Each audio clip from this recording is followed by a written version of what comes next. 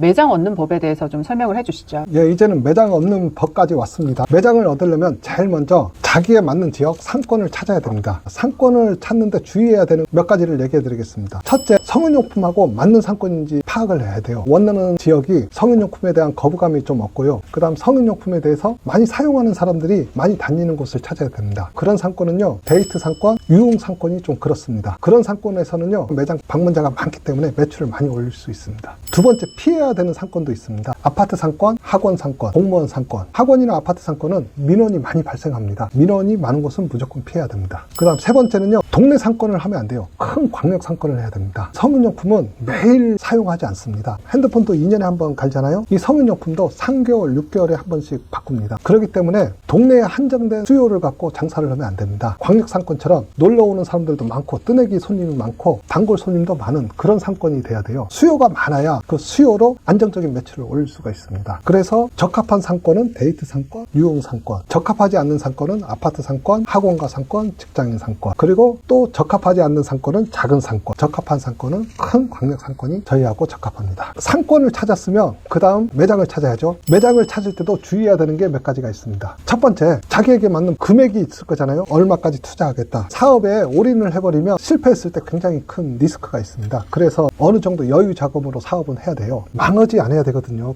조심해서 가게를 얻어야 돼요. 가게 얻는 거는 얻는 순간 보증금이 들어가고 권리금이 들어가기 때문에 원금을 훼손할 수 있어요. 잘못 선정하면. 그래서 내 자본에 비춰가지고 보증금은 얼만큼, 권리금은 얼만큼 해야겠다 해서 아무리 욕심나는 가게가 있더라도 자기가 준비한 금액에 맞게끔 매장을 선정해야 됩니다. 두 번째, 매장을 선정하다 보면 지하도 있을 수 있고 1층도 있을 수 있고 2층도 있을 수 있어요. 이거에 대해서 간단히 설명하면요. 일단 1층이 굉장히 좋습니다. 판매 사업은 항상 1층에 있어야 돼요. 화장품, 구두가게, 옷가게, 편의점 다 판매사업이잖아요. 이거는 1층에 있습니다. 2층, 3층 이런 데는 지하는요. 보통 판매사업이 아니라 서비스 제공하는 곳, 병원, 학원, 헬스장, 당구장, 이건 제품 파는 곳이 아니죠. 서비스를 제공하는 곳은 위에 있어도 돼요. 왜 그러냐면요. 서비스는요. 목적을 정확히 찾고 가는 거예요. 아프면 병원 가야 되기 때문에 무조건 가야 돼요. 당구 칠 사람은 당구장을 가야 되기 때문에 상품 사는 사람은 여러 곳이 있다 보니까 위로 가면 안 돼요. 상품은 항상 1층에 있습니다. 1층에 상품 파는 사업이 1층에 있는 거하고 2층에 있는 거는요. 매출 차이가 두세 배 차이 납니다. 월세도 1층이 2층보다 두세 배 비쌉니다. 성인용품은 서비스를 제공하는 업종이 아니에요. 성인용품은 성인용품이라는 상품을 파는 곳입니다. 그래서 당연히 1층을 가야 됩니다. 자, 그러면 일반적으로 성인용품이 1층을 가야 되는데 자기 돈과 이런 걸 다 계산해 보면 1층을 못 가는 경우가 있어요. 저희도 강남 매장 같은 경우는요. 1층에서 평균적으로 월세가 2천에서 3천이 됩니다. 너무 부담 가더라고요. 저희도. 그래가지고 저희는 지하를 했어요. 자, 1층이 아니고 지하나 2층을 해도 되는 경우를 얘기해 주겠습니다. 상권 선정을 했는데 상권 중에서도 목이 좀 처지는 곳이 있어요. 그런 곳은 꼭 힘들어도 1층을 해야 돼요. 그거는 상권을 선정했는데 목은 굉장히 좋아. 그곳에 사람이 굉장히 많이 다녀요. 그런 곳은 지하나 2층에도 괜찮습니다. 층수를 구했으면 그 다음에 간판을 달 수 있는지가 중요합니다. 이 판매 사업은 간판 싸움이에요. 모든 건물에 영업하는 데는 간판 싸움입니다. 간판 다는 곳이 좀 없는 곳은 매출이 굉장히 떨어져요. 지하 같은 곳은 간판 달기가 참 힘들어요. 간판 달 수 없는 지하는 매출이 굉장히 떨어집니다. 저희 강남점 같은 경우는 지하 전용 계단이 있어요. 지하로만 가는 계단이 있다 보니까 그 위에는 크게 간판을 달 수 있었어요. 그렇게 지하이지만 간판을 잘 달 수 있으면 1층하고 매출이 차이가 없습니다. 2층도 전용 계단이 있거나 2층 간판을 크게 달 수 있으면 그렇게 1층하고 큰 차이는 없습니다. 가장 중요한 거 있습니다. 지하지만은 지하 느낌이 안 나야 돼요. 지하 느낌이 안 나려면요. 매장 안에도 환하고 밝아야 되지만은 그보단 더 중요한 게 계단입니다. 지하로 내려가는 계단이 아주 밝고 깔끔하고 화려하면 지하 내려가면서도 지하 같은 느낌이 안 들어요. 1층 같은 느낌이 듭니다. 그래서 지하 건물을 얻을 때는 계단을 굉장히 이쁘게 디자인을 해야 됩니다. 또 피해야 되는 건물도 있습니다. 제가 앞에서 간판이 굉장히 중요하다 했죠. 간판 달 수 있는 곳. 근데 건물을 얻다 보면 간판 달 수 없는 곳이 있어요. 저희가 연남점 같은 경우는 겨울에 얻었는데 간판을 크게 달았어요. 여름에 됐더니 거기가 가로수가 있었어요. 큰 나무가 나뭇잎으로 간판을 다 가려버린 거예요. 아무리 그곳 지나가도 무슨 가게인지 안 보입니다. 그러니까 가로수가 크게 있는 곳은 피해야 되고요. 또는 지하철 환기통 같은 데 있잖아요. 거기는 사람 다니기가 좁아요. 그런 것도 피해야 돼요. 가로수가 큰 곳, 그 다음 환기통이 있어서 움직이기가 불편한 곳, 어쨌든 간판을 막을 수 있는 그런 것이 있으면 그런 건물은 피해야 됩니다. 그 다음 또 굉장히 중요한 게 좋은 주인을 만나야 됩니다. 계약할 때 좋은 주인인지 어떻게